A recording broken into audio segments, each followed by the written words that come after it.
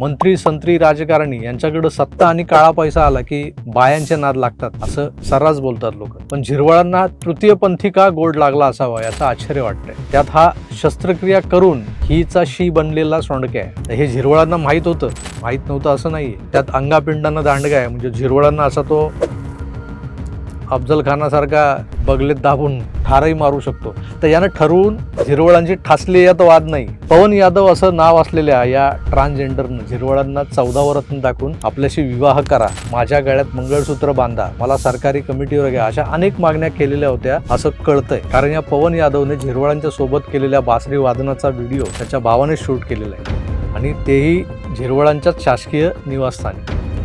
रात्री मटणाच्या जेवणासह दारूचा जोरदार मारा करून झिरवळसारख्या झुरळ प्रकृतीच्या म्हाताऱ्याला या लोकांनी अर्धा गार केला असणार. कारण त्या बेडरूम मध्ये रंगलेल्या IPL मध्ये झिरवळ छक्का मारत होते.